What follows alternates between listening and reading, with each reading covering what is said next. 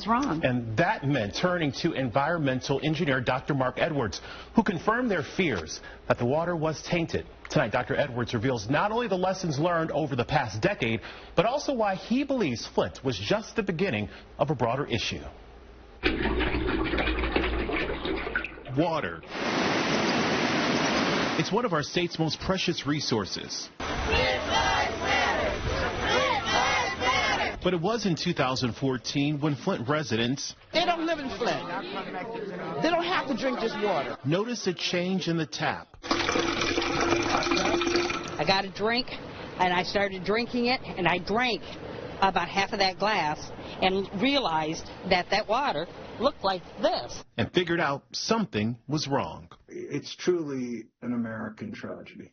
Dr. Marc Edwards, an environmental engineer from Virginia Tech, was called upon a decade ago to help unlock the mystery swirling around Flint's water. It was desperation that was completely understandable. The water tasted and smelled like crap.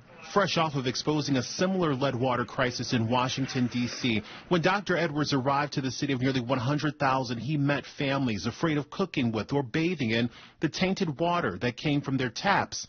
He once again discovered another American city with high lead levels in its water supply. I funded that citywide sampling campaign out of my own pocket because I realized that we had to get this exposed and get people protected as soon as possible.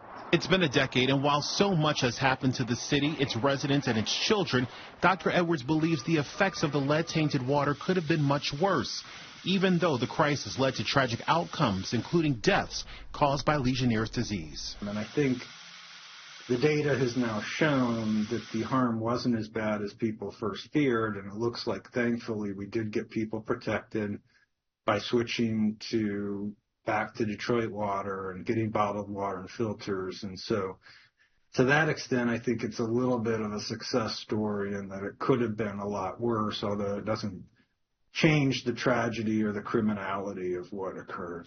But the harm that was considered to occur from lead in water has been exaggerated, and there are possible negative repercussions of that.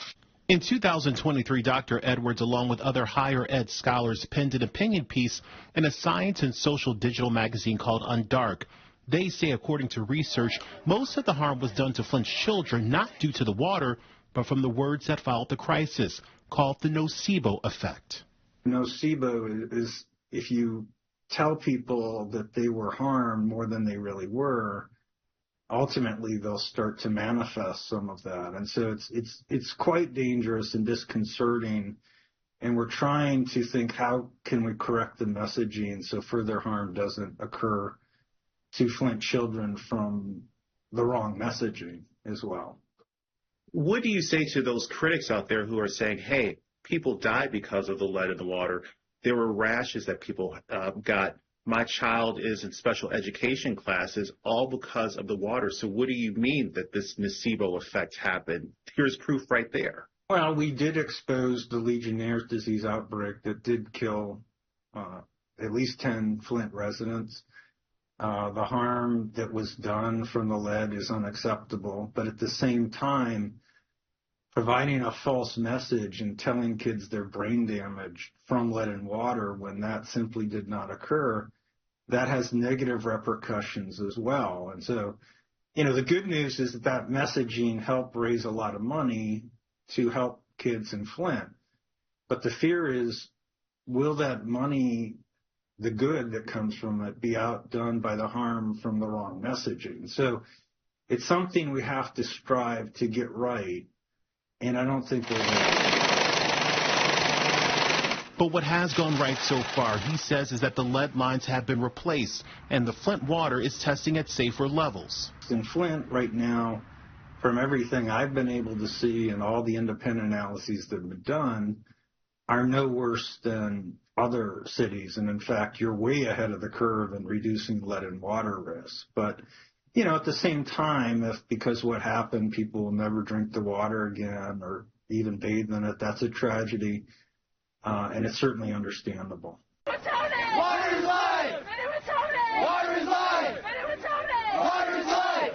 And even though over the past 10 years the world watched as Flint battled an unimaginable lead crisis, Dr. Edwards says it's only a matter of time before the same crisis boils over in other communities across the country.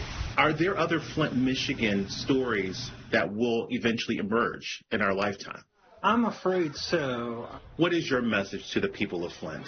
That what happened never should have happened, and there's been tragedy on top of tragedy. And I think we will be arguing about trying to learn from what happened in Flint for several decades to come.